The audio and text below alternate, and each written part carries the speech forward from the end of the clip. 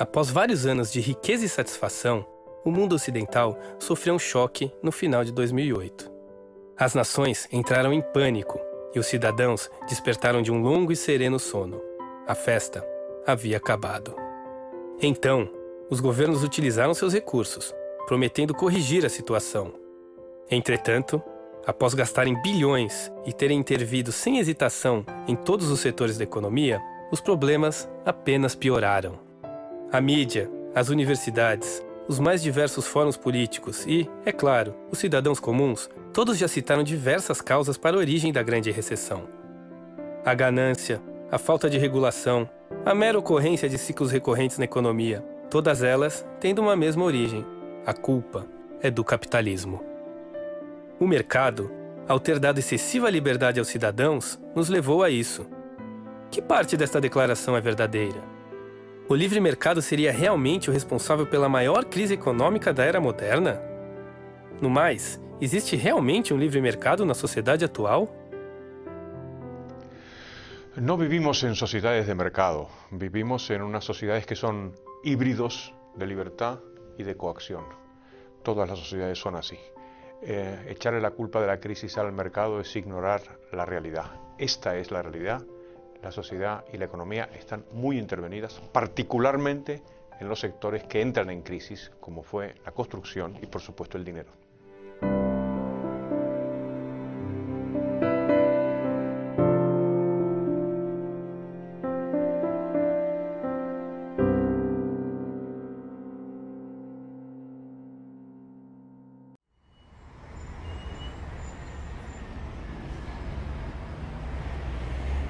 Desde os tempos remotos, as economias sempre vivenciaram períodos de forte crescimento, seguidos por períodos de estagnação e crise. Este fenômeno, conhecido como ciclo econômico, não apenas limitou o desenvolvimento de diferentes sociedades, como também, por causa de sua contínua recorrência, fez com que elas se tornassem acostumadas a ele. Hoje, as pessoas estão mais acostumadas do que nunca com termos como crise econômica ou inflação, e dão por certo sua inevitabilidade. No entanto, os ciclos econômicos são mesmo inevitáveis? Seria o capitalismo realmente o culpado por estes inexplicáveis episódios em que todo mundo parece ter se equivocado tão inacreditavelmente? Estas perguntas não são meramente acadêmicas. As pessoas, especialmente por serem elas que estão sofrendo as consequências de maneira tão dramática, devem e merecem saber a resposta. É importante entender que si hay un sector intervenido en las actuales economías es el sector financiero y bancario, y que por tanto la crisis que actualmente nos asola no es una crisis de la economía de mercado, sino todo lo contrario. Aquí lo que sucede es que vivimos en una época de socialismo monetario absoluta, ¿no? Empezando porque el Banco Central es un monopolio público, porque el dinero o los pasivos que emite el Banco Central no son convertibles en nada, ni siquiera en oro. I think we live in a sort of modern, technologically advanced manifestation of the Soviet Union, actually. I think it's much more like that. It's very central planning controls everything now. All the power has been centralized, in the US at a federal level, in Europe at a federal level. So I think that there really are no free markets anymore, just interventions. Luego tenemos un órgano de planificación central, tenemos toda una maraña de regulación administrativa que establece o regula minuciosamente el comportamiento de los agentes financieros y un dinero público. Si esto es una economía de mercado, pues que baje Dios, venga y nos lo explique. Esto es socialismo puro y duro en pleno siglo XXI. Se o livre mercado não existe, então é evidente que ele não pode ser ocupado por estes recorrentes ciclos de expansão e recessão e, consequentemente, por esta crise econômica. Logo, temos de olhar para uma teoria contrária, ou seja, as crises econômicas são uma consequência da intervenção dos governos na economia. Este peculiar argumento é exatamente o proposto pela Escola Austríaca de Economia. Não obstante as várias tentativas em contrário da maioria dos acadêmicos, ele tem sido repetidamente confirmado pela realidade, ao ponto de se tornar a teoria econômica do momento. Os dois elementos essenciais para se explicar as crises econômicas são o dinheiro e o sistema bancário. Não obstante as bem-sucedidas tentativas de se corromper estes dois conceitos, é importante saber o que eles deveriam ser. Bueno, el dinero se puede definir como todo medio de intercambio que es común y generalmente aceptado. Y su papel en la sociedad es clave, porque es lo que permite hacer frente a la incertidumbre ineradicable respecto de lo que va a acontecer en el ámbito económico el día de mañana, en el futuro. Sin el dinero solo había trueque y eso reduciría muchísimo las cantidades de intercambio. Volveríamos a un nivel de subsistencia, cada uno producía la mayoría de las cosas para él solo, porque existe el problema de la doble coincidencia de necesidades, que yo tengo que buscar a alguien que tiene lo que yo quiero y a su vez esta persona tiene que querer lo que yo le puedo ofrecer. Entonces sin dinero es muy difícil. Não é exagero dizer que o dinheiro é a instituição fundamental de qualquer sociedade. Para seu surgimento, não foi necessário nenhum decreto coercitivo da parte do poder público. Como outras importantes instituições, o dinheiro surgiu espontaneamente quando indivíduos perceberam que o escambo era um grande empecilho para o comércio e que havia uma necessidade de se ter um meio indireto de trocas. Após uma longa evolução, o meio de troca espontaneamente escolhido pelos indivíduos acabou sendo o ouro, o qual permaneceu em uso até o século XX, quando os poderes políticos aboliram permanentemente sua utilização e o substituíram pelas atuais cédulas de papel, uma medida indispensável para se consolidar a fraude na qual estamos imersos hoje. Los bancos son o deberían ser intermediarios de crédito para los ahorros de la gente. Reciben por un lado ahorros de muchas personas, a lo mejor cantidades pequeñas, y luego lo pueden prestar a empresas grandes cantidades o hipotecas, y así diversifican el riesgo y son intermediarios de ahorro e inversión. Os bancos são empresas cuja função, entre outras, consiste em servir de intermediário entre poupadores e investidores. Em troca de juros, poupadores interessados em algo mais do que simplesmente depositar seu dinheiro permitiriam que o banco emprestasse sua poupança para investidores que o banco considerasse oportunos. Essa função de intermediação é essencial para o sucesso de qualquer economia, permitindo o direcionamento de grandes quantias de poupança para investimentos produtivos. Com efeito, o fenômeno dos ciclos econômicos surge quando o elo entre poupança e investimento é cortado. No entanto, se o banco só pode emprestar aquilo que outros pouparam anteriormente, como é possível que este elo se rompa? Lo que pasa es que pronto los depositarios, es decir, los banqueros, se vieron tentados para incumplir digamos, las obligaciones tradicionales que los principios generales del derecho exigen en el caso del depósito. Y viendo que ese dinero estaba ahí ocioso, dijeron, ¿por qué no nos apropiamos de él si no hacemos ningún daño a nadie y lo utilizamos en nuestros negocios particulares? Sobre todo teniendo en cuenta que muy de vez en cuando el propietario original va a venir a demandar que se le devuelva el dinero que depositó. Y entonces surge lo que se conoce con el nombre de la banca con reserva fraccionaria, que es aquella que solo aguarda en su caja una fracción del dinero de verdad que se le ha depositado. At the heart of it all, the big macroeconomic problem that we have is that banks are allowed to lend money into existence, to do it without any real practical limit, and that's created all this discoordination and the crisis and the collapse. So there's an enormous amount of suffering and injustice has been created by these banking institutions. I think it's one of the biggest moral questions of our time. Há séculos, os bancos, em decorrência de interesses políticos, desfrutam o privilégio legal das chamadas reservas fracionárias, podendo emprestar o dinheiro de seus clientes ao mesmo tempo em que têm a obrigação de devolvê-lo quando estes o exigirem. Deste modo, o banco rompe o vínculo entre poupança e o investimento, ao se descobrir com o privilégio de poder emprestar o dinheiro de cada um de seus correntistas e assim expandindo o crédito de maneira artificial ou, o que é o mesmo, criando dinheiro novo.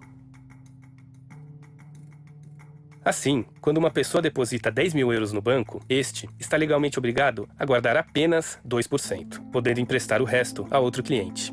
Este cliente usará este dinheiro para, por exemplo, comprar um carro. Deste modo, o vendedor do carro depositará este dinheiro em outro banco, qual, por sua vez, guardará apenas 2% e emprestará os 98% restantes, em um processo que pode ser repetido pelo menos 50 vezes. Em nosso caso, com uma base de dinheiro inicial de 10 mil euros, chegaríamos a obter uma oferta de 500 mil euros, sendo esse dinheiro recém-criado a semente que alimentará a crise. The Competence Centre survey, we commissioned a reputable polling company to survey 2,000 people, and I believe it might even be as high as 74% think that the money that they deposit in a bank is theirs, when of course the legal relationship is you deposit the money, you lend the money. That's another word for saying you lend the money to the bank, and the bank physically then owes you a debt obligation back. Embora não possamos estabelecer um ponto claro na história a partir de quando a fraude começou a ser forjada, a verdade é que um bom precedente foi criado em 1844, quando a Inglaterra, cansada dos contínuos ciclos de bolhas e recessões, exigiu, por meio da Lei de Peel, reservas de 100% em dinheiro de verdade, o qual era o ouro, em relação à emissão de papel moeda. O problema foi que os legisladores se esqueceram de incluir também a proibição de criação de depósitos à vista não lastreados, de modo que os bancos, sem ter de emitir papel moeda, podiam continuar criando dinheiro novo por meio de simples entradas contábeis em seus balancetes. Claro, esto hizo que los ciclos continuaran, las burbujas continuaran. Las burbujas, resultado de la creación de préstamos sin respaldo de ahorro real, que terminaban en última instancia en una crisis financiera cuando la gente se daba cuenta de que todo era artificial, ¿no?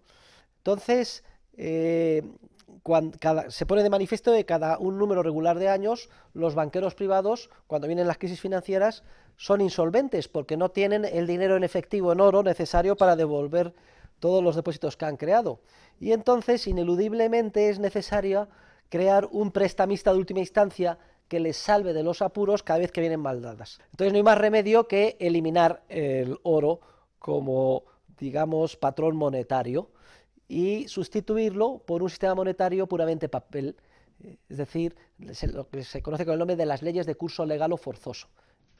El Banco Central es una especie de negocio o de relación entre el poder político y una parte del sistema financiero. Originalmente los bancos centrales eran privados. Entablaron una relación con el gobierno de tal manera que el gobierno les decía: te otorgo el monopolio de la emisión de moneda, que es un negocio extraordinario, y a cambio tú me financias. Luego vemos cómo el error de la ley de Peel lleva, por un lado, a la aparición del prestamista de última instancia, el Banco Central, y por otro lado, a la eliminación paulatina del oro y a su sustitución por un sistema puramente fiduciario tipo papel, en este caso, libras de papel.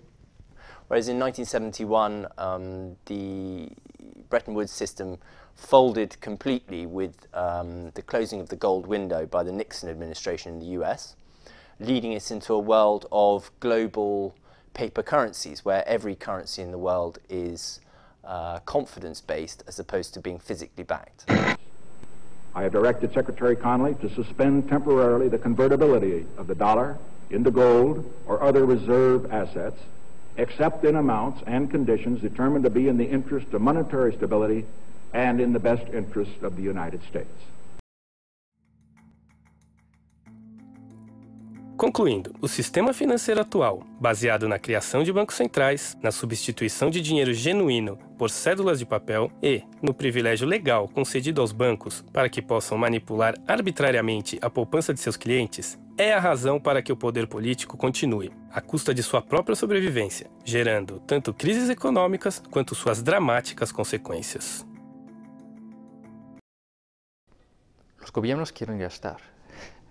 Y impuestos no son muy populares, porque la gente ve claramente que el gasto del gobierno tiene un coste, que son los impuestos que le quitan el dinero. Entonces, otra forma de financiar los gastos es por la producción de nuevo dinero. Entonces, el gobierno gasta más que recibe en impuestos por la diferencia imprime bonos estatales, luego el sistema financiero, los bancos compran una gran parte de estos bonos y luego el Banco Central compra estos bonos. En los Estados Unidos los compra directamente o en la Unión Europea, en la zona euro, lo acepta estos bonos como colateral para nuevos préstamos a los bancos. Entonces los bancos reciben nuevo dinero que pueden expandir el crédito y los precios suben. Entonces la gente paga también para los gastos públicos, pero paga por la inflación y no lo relaciona a esto. Entonces más popular, porque si tú subes impuestos, los votantes te van a castigar probablemente, pero con el déficit público que se financia con la monetización y la inflación, la gente no te castiga o no te castiga tanto.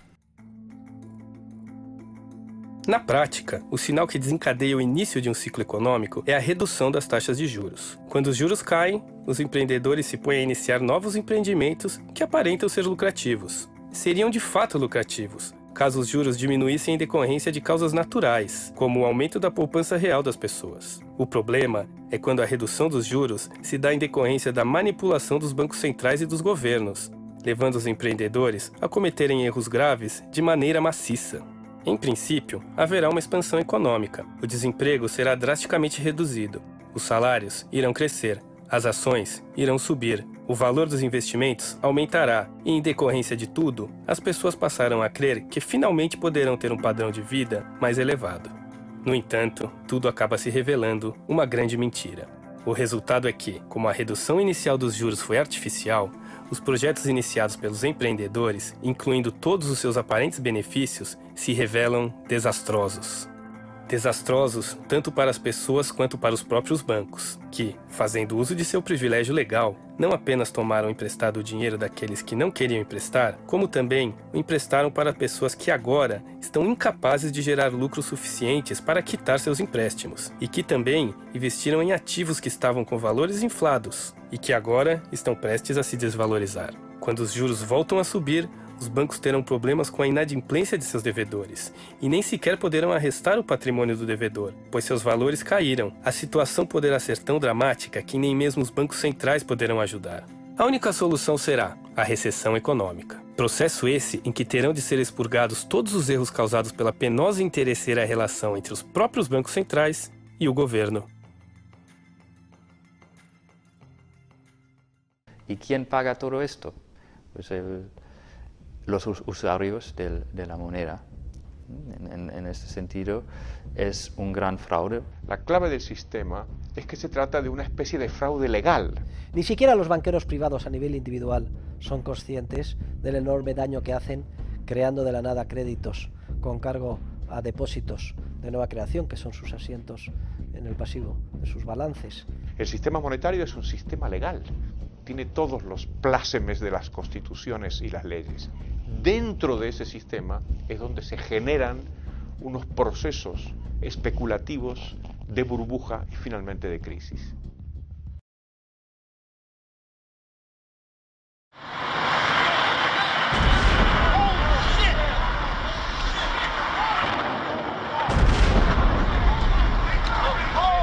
Es muy difícil ponerle una fecha a la crisis, pero si estamos de acuerdo de que la crisis tiene que haber venido del periodo de expansión anterior, probablemente podemos encontrar la raíz de la crisis en torno a la caída de las Torres Gemelas, digamos, para buscarle una fecha. Para encontrarmos as origens da grande recessão, temos de regressar ao final dos anos 90, quando ainda nós estávamos imersos na bolha das empresas.com. A Bolsa dos Estados Unidos começou ao seu nível mais alto da história, e as empresas de tecnologia prometiam lucros sem precedentes, mas tudo isso era uma ilusão. Alan Greenspan, então presidente do Federal Reserve, decidiu desinflar aquela bolha antes que suas consequências se tornassem irreversíveis, e o fez da mesma maneira que havia inflado, manipulando as taxas de juros. No entanto, seus planos foram subitamente alterados pelos ataques terroristas do 11 de setembro. As medidas de Greenspan não ajudaram nem a superar o trauma e nem a facilitar o volumoso financiamento de que o governo americano necessitava para suas novas aventuras militares. To exist, you need an ideology. The question is whether it is accurate or not. And what I'm saying to you is, yes, I found a flaw. I don't know how significant or permanent it is, but I've been very distressed by that fact. Em decorrência ou não deste profundo erro intelectual, as taxas de juros voltaram a ser manipuladas tanto pelo Federal Reserve quanto pelo Banco Central Europeu, inundando o mercado com dinheiro novo. Si los bancos este dinero de nueva creación en forma de depósitos, que crean de la nada entregando una chequera, lo gastaran en bienes y servicios de consumo, hombre, esto distorsionaría, pero sería relativamente inocuo, solo afectaría o impactaría en el precio de esos bienes y servicios de consumo. El problema gravísimo es que el dinero de nueva creación lo prestan, lo que leemos tantas veces en la prensa, de que hace falta que se abra el grifo del crédito. Yo cada vez que oigo eso me pongo nerviosísimo. Lo prestan como si el ahorro de la sociedad real hubiera aumentado, cuando de hecho tal cosa no tiene por qué haber sucedido. Entonces, si lo prestan, lo que están haciendo es poniendo a disposición de los empresarios capacidad de pago y enviándoles el mensaje o la señal de que deben de emprender procesos de inversión que deben de madurar en un futuro más lejano. Por ejemplo, el millón de viviendas que se han construido en nuestro país en la época de la burbuja, etcétera. Lo que hace bajar los tipos de interés y mantenerlos bajos durante mucho tiempo es atraer capital a las partes de la economía que tienen peor rendimiento, porque el retorno exigido se hace mayor simplemente por la parte de los intereses. Entonces, el sector inmobiliario es muy atractivo. Ya habíamos previamente explotado casi todas las burbujas en todos los sectores. En los años 80 tuvimos la burbuja en los bonos basura, en los junk bonds. En la década de los 90 la burbuja de las .com, con una mini burbuja inmobiliaria a principios de los 90 y posteriormente pues una burbuja en el sector inmobiliario. Creo que era The Onion que decía que la economía estadounidense busca una nueva burbuja para salir de la recesión de la burbuja anterior, ¿no? Pues algo así.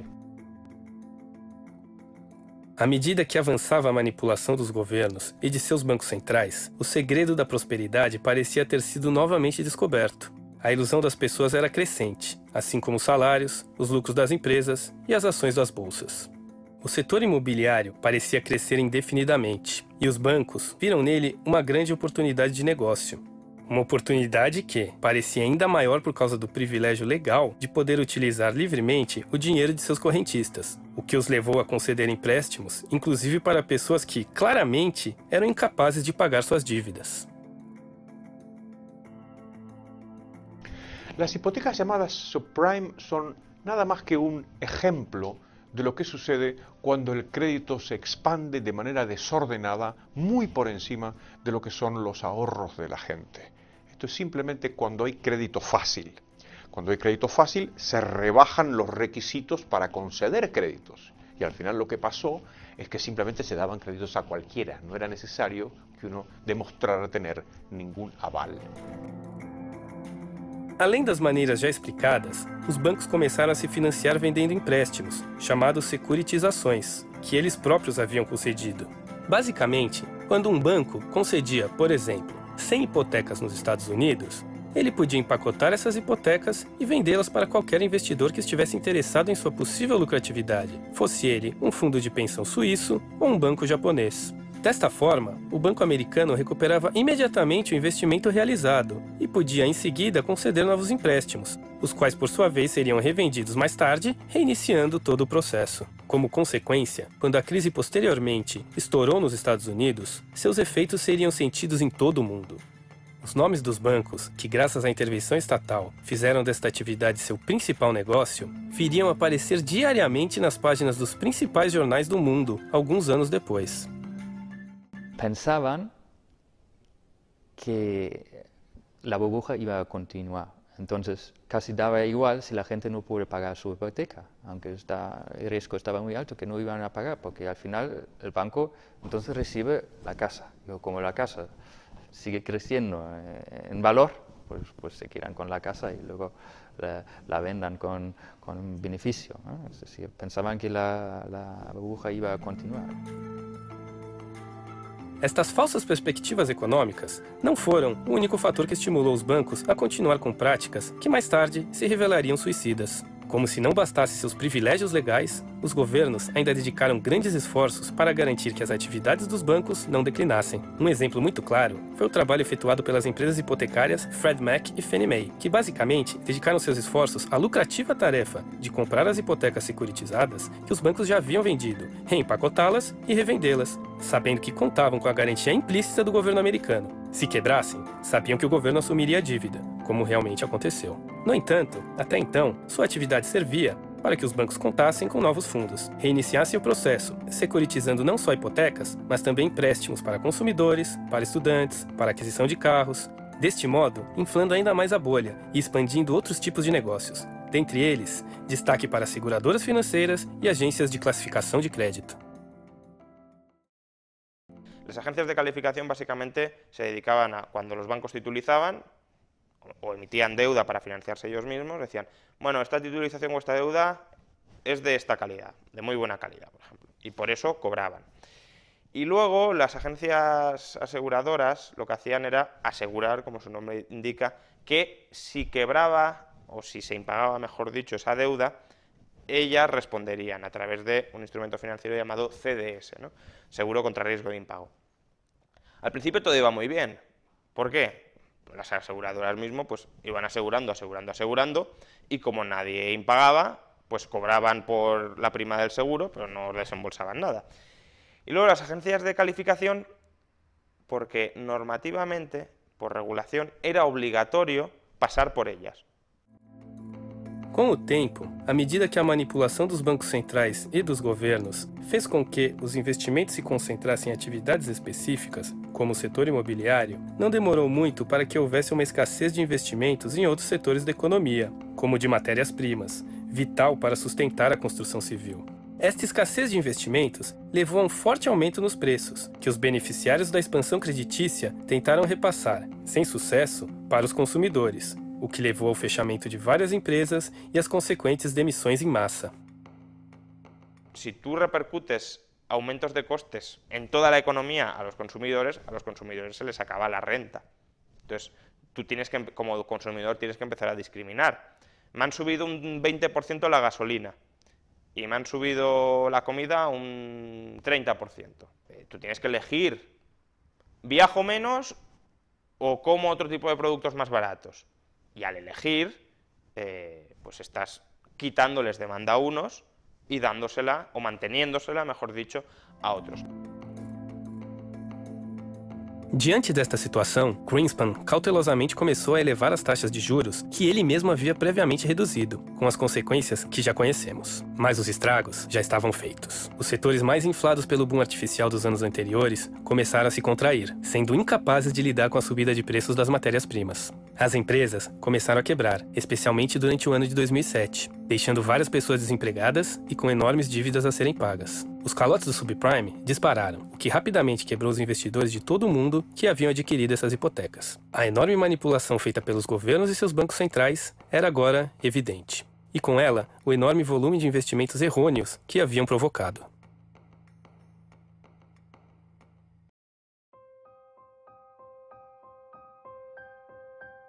À medida que as securitizações e as demais dívidas recebiam o calote e tinham sua classificação rebaixada, os investidores se tornavam cada vez mais ávidos para se livrar delas.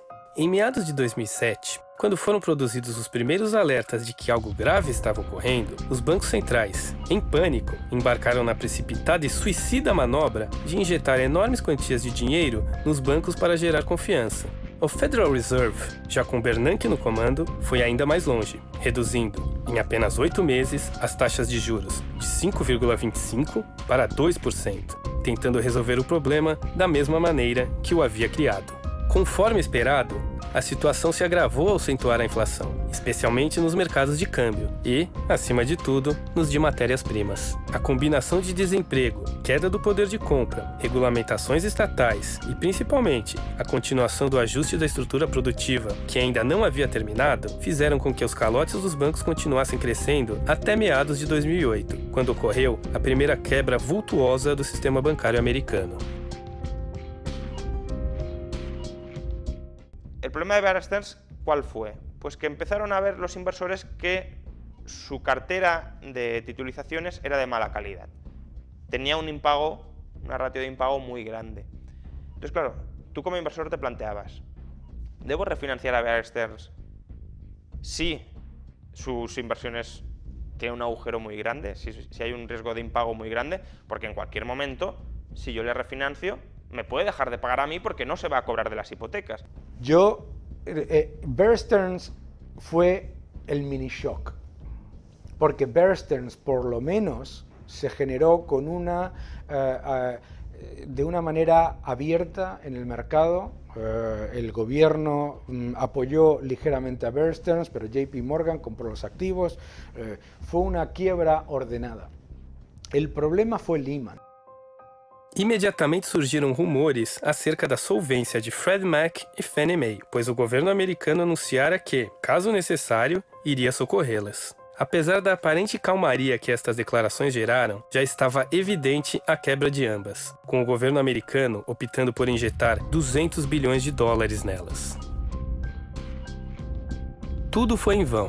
Apenas uma semana depois, além do anúncio de que a Merrill Lynch havia sido vendida por uma pechincha, houve a maior quebra da história.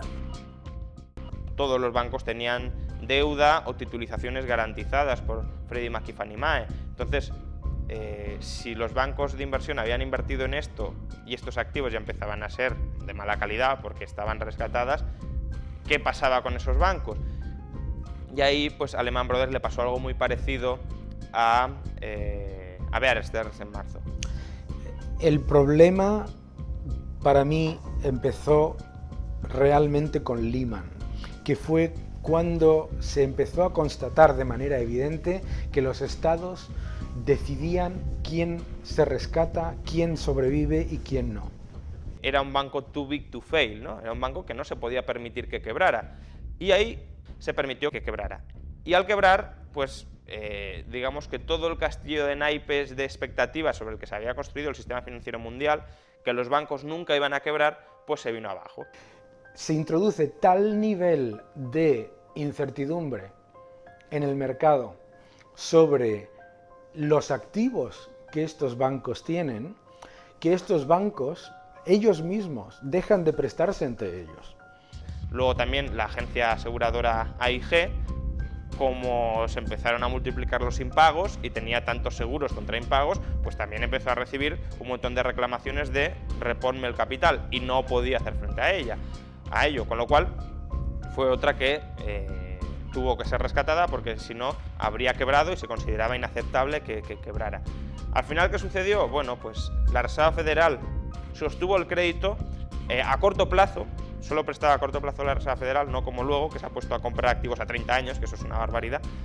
Y bueno, aguantó el sistema. Y luego, el gobierno de Estados Unidos, por otro lado, lo que hizo fue recapitalizar los bancos con dinero público, que no es ni mucho menos la opción preferible, pero tampoco fue pues un disparate absoluto porque en Estados Unidos, afortunadamente, el activo de los bancos tenía partes muy malas, pero también tenía partes relativamente aceptables, con lo cual a los pocos meses del rescate pudieron devolver todo el dinero. Ya digo, no fue la mejor opción, habría habido otras opciones mejores, pero no fue el disparate como se pudo hacer en otros países como Islandia, que quiso rescatar todo su sistema bancario sin tener ninguna posibilidad real para ello.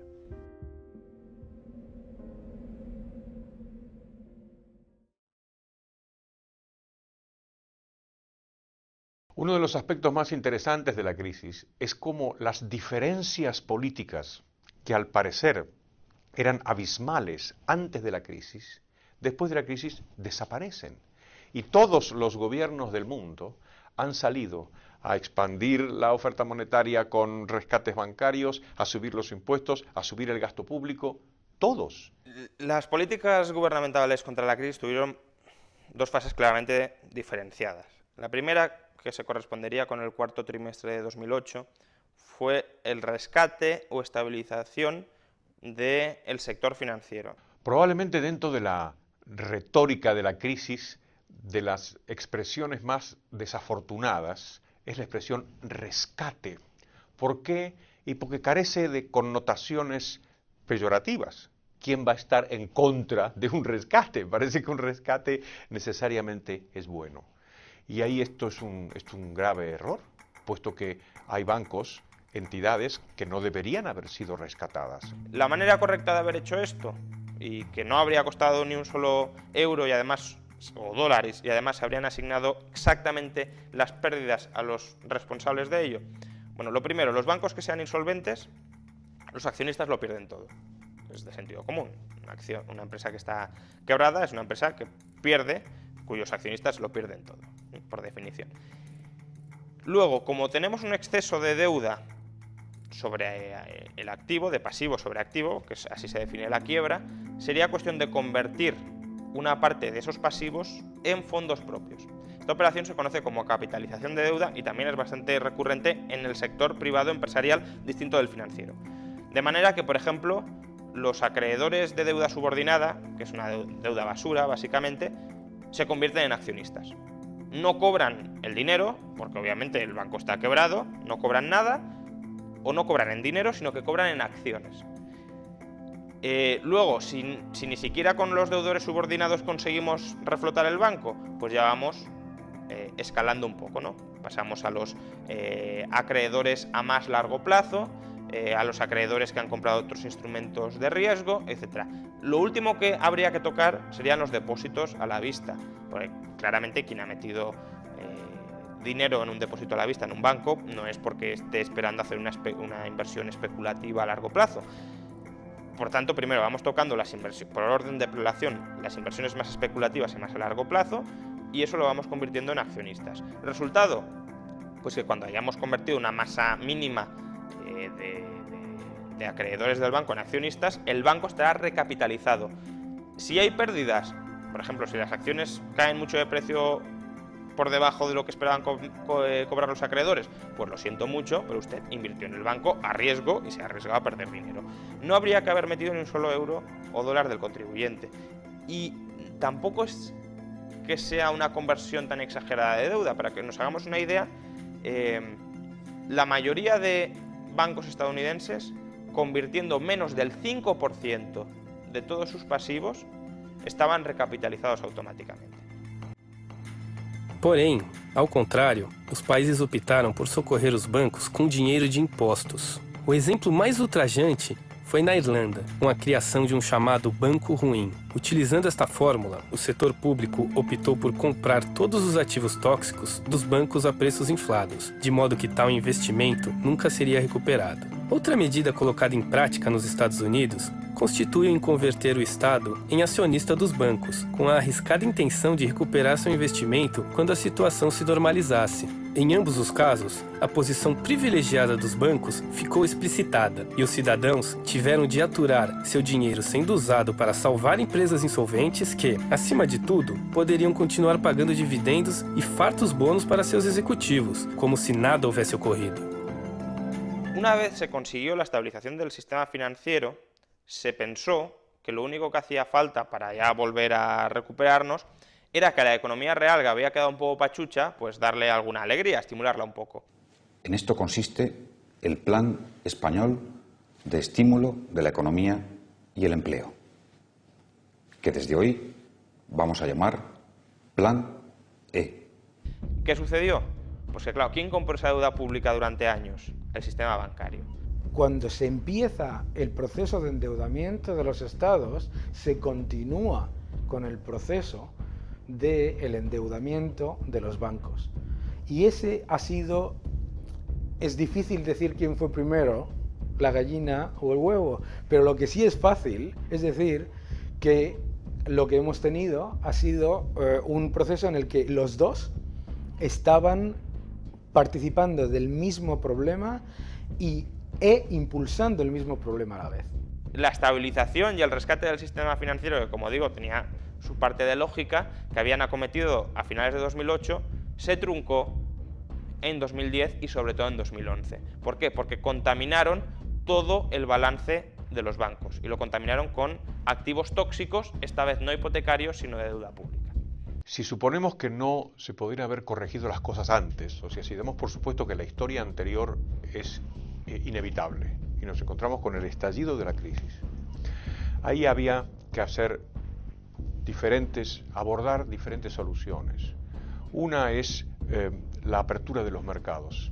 Es importante que cuando la economía cae, cuando se restringe la actividad económica, la economía sea muy flexible para que los agentes puedan cambiar rápidamente de actividad. Cuando perciben que un sector está muy inflado, como por ejemplo sucedió con la construcción o con la banca, puedan rápidamente cambiarse de sitio. Para eso hay que cambiar la legislación laboral, hay que abrir los mercados de todo tipo. Eso es un campo.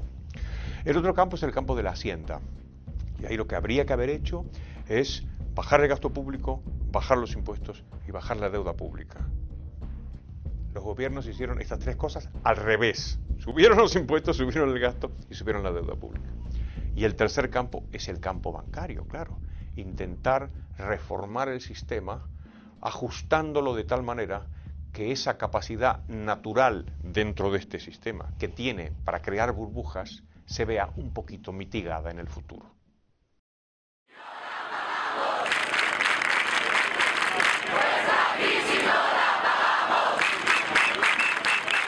Pues la verdad es que yo soy de las personas cándidas que en un principio pensó que aquello era de alguna manera un movimiento de rebelión o por lo menos de expresión de descontento de la sociedad civil, y eso me habría parecido bueno, me parecía bueno en ese momento. Está muy bien salir a la calle y decir nos estáis tomando el pelo, pero hay que ser consecuente y no dejarse embaucar por las fuerzas políticas que te van a seguir prometiendo el oro e o moro, não?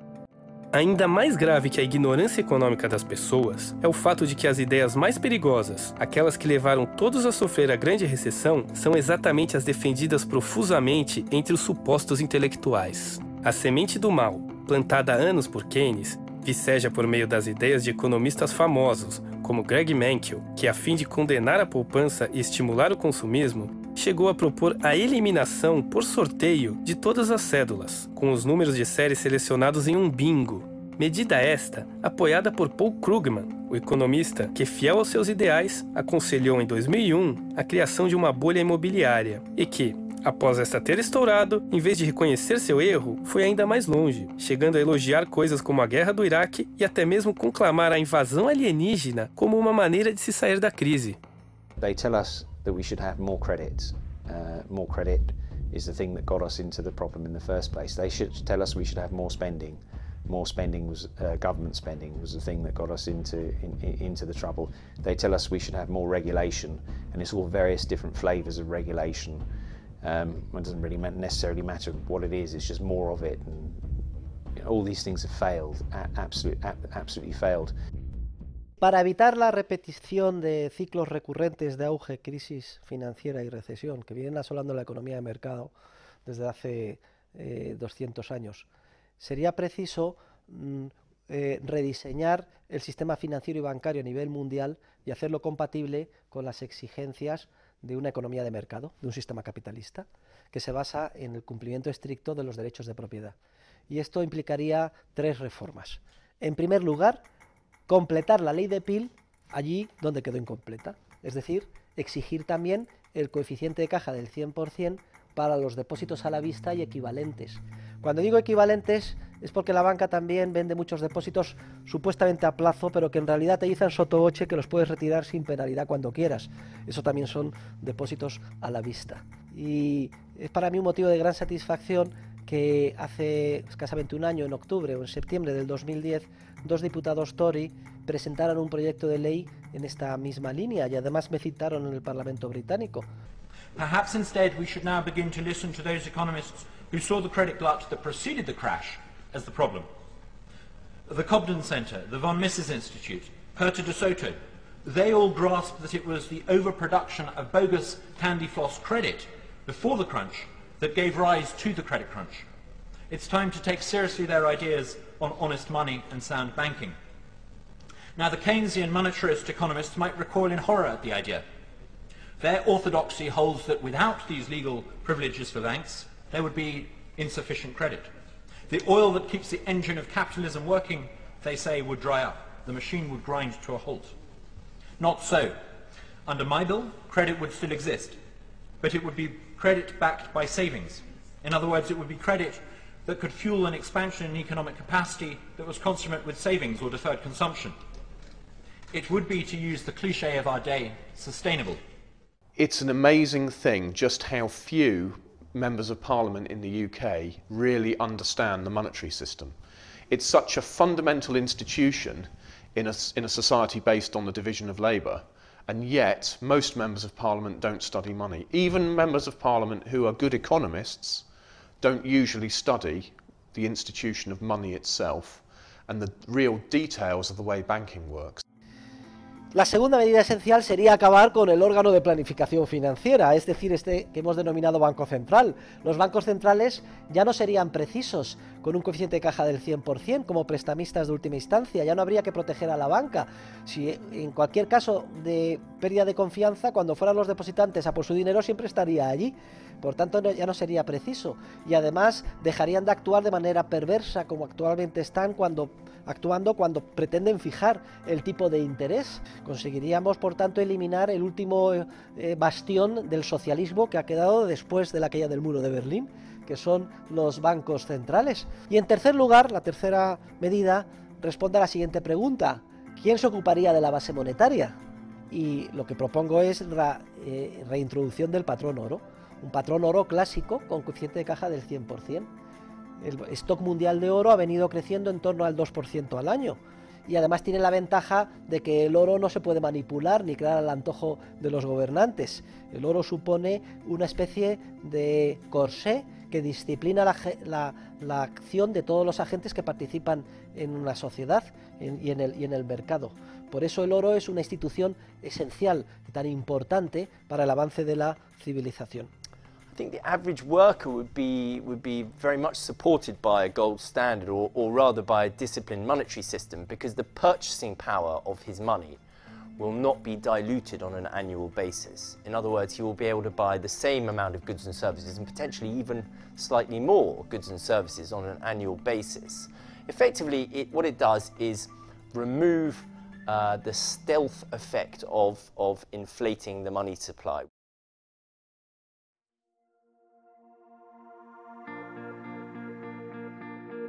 Não muitas gerações atrás, homens e mulheres arriscaram suas vidas para recuperar a liberdade que lhes havia sido confiscada. Muitos morreram na tentativa. A história da humanidade pode ser resumida em uma contínua luta dos homens contra a opressão. Hoje, o risco é menor, infinitamente menor, mas o que está em jogo é exatamente o mesmo. Vimos como indivíduos enfrentaram várias crises no decorrer da história, e sempre saíram delas com um poder político mais fortalecido. Até quando continuaremos cometendo o mesmo erro? Temos a obrigação moral de conquistar para sempre a liberdade. Este é o nosso momento. E separar completamente o poder político das finanças é um passo fundamental. Somente assim alcançaremos a genuína liberdade. E com ela, a paz e a prosperidade. Só depende de nós.